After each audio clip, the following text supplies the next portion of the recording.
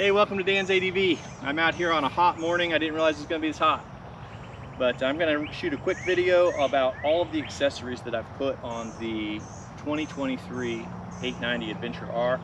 It's tricked out pretty similar to the 1290. If you saw that video, then this video is very small changes.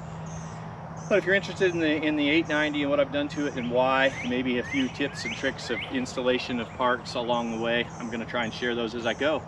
So if you like this kind of content, I'd always appreciate a like and subscribe, and let's look at the parts.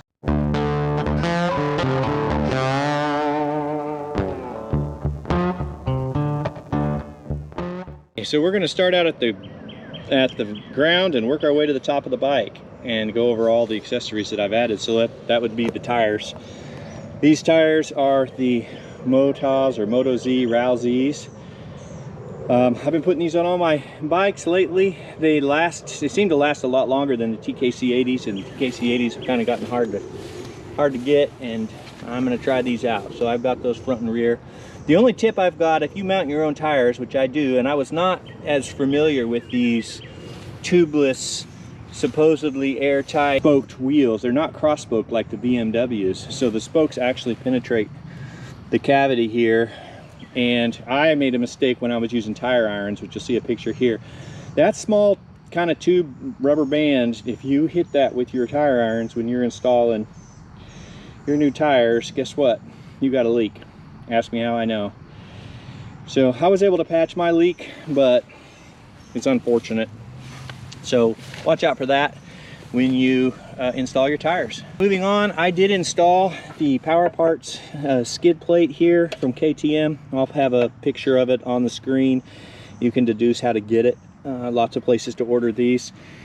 The reason I did this, I was not going to, but as you can see from this video here, I went over a small rock ledge and hit the original skid plate.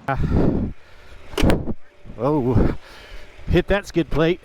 And look at the damage to this original skid plate off of just what I consider to be a reasonable, hit. So when I got back from that trip and realized the damage I'd done, I went ahead and upgraded to this one.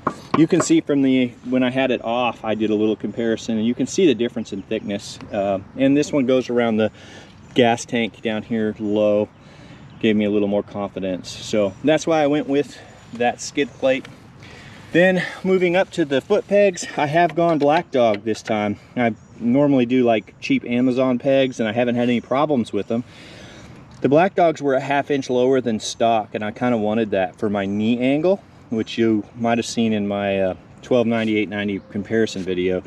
But these are substantially bigger than stock, as you can see from this picture. Yeah, so black dog foot pegs. The other thing I've done is these spools were just cheap Amazon spools.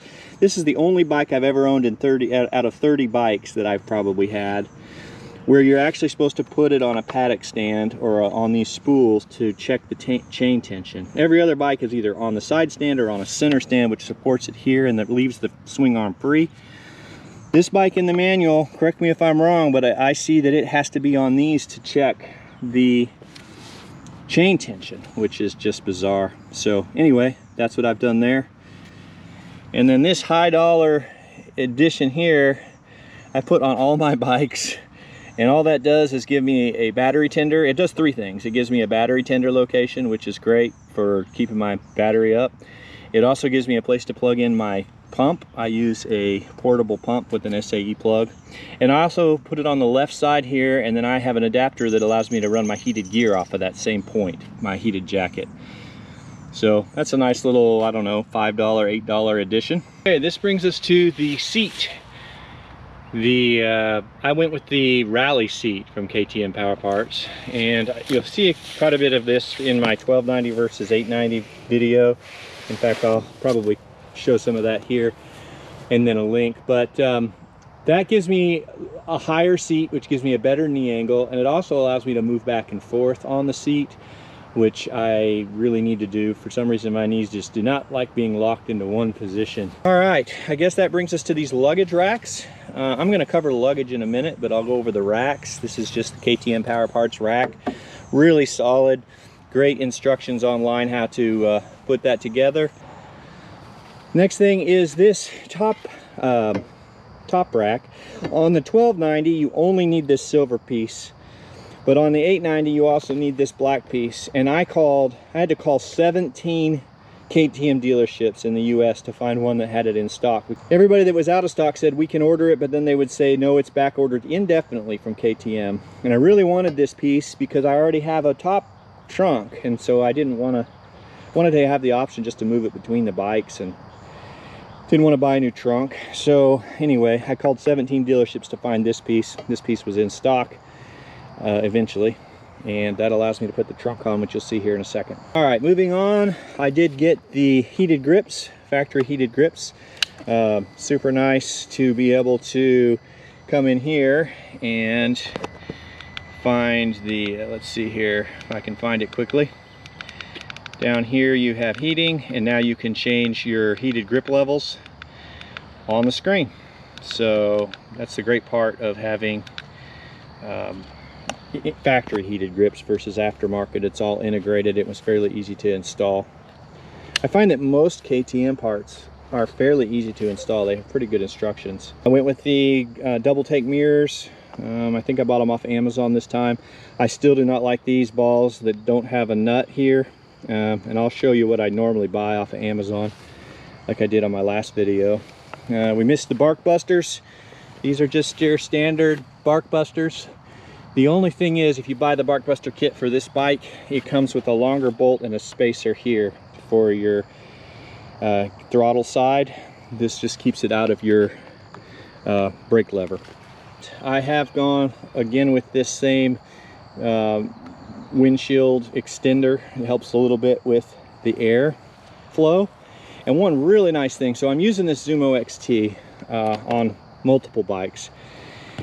KTM's mount was out of stock, and I found this Vinash, and I'm really glad I did. This is such a solid mount compared to the 1290 on that crossbar. I'm getting no vibrations. It's got this bar here that you can pull and then adjust your angle to wherever you want.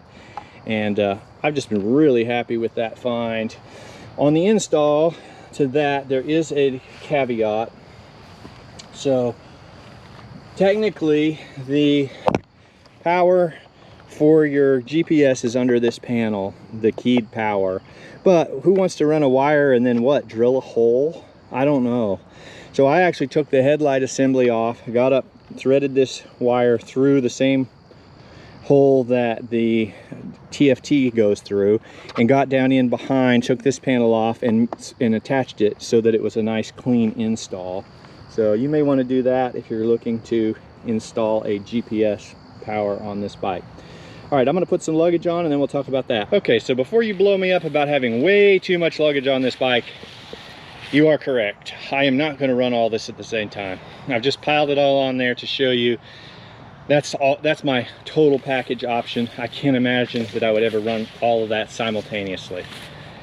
So what I did, I went with the soft bag. So first of all, this duffel would probably go, it can go by itself, or it can go in place of that top box. I technically could run them together, but surely I wouldn't need that much. I've gone with these 35-liter backcountries just because I already had them. And I really didn't want to invest in new bags. So by just buying a couple $100 pannier rack, I was able to utilize the luggage system that I already have. And there are a couple of advantages. I just watched a Big Rock Moto video where he talked about this. But when you get to a hotel with a rackless, you have to do quite a bit. I mean, it's not awful, but this, I mean, you just pull it off and walk in. And then same in the morning. And these are actually just more convenient. So do I love the look of the bike with a pannier rack on it? No. Does it possibly handle a little less with a big weight on the outside? Probably. But there's trade-offs. Every decision you make is a trade-off. And that was a trade-off that I was willing to make. I already had the luggage, didn't want to reinvest in it. I think it's more convenient anyway, and it's easier to pack. The big wide opening allows you to get a lot in and out of it a lot easier than the rackless system. So that's why I stayed with it. And then I already have had this trunk. This is my third bike for all of this luggage, so I'm just trying to utilize what I already have. That trunk I can run by itself as a commuter. The nice thing about it is it locks, so I don't have to worry about, you know, if I've got a drone and some camera gear and stuff in there, I don't have to worry about it. So that is pretty much everything on the list for this review. Again, if you liked it, please like and subscribe, and I'll catch you in the next video.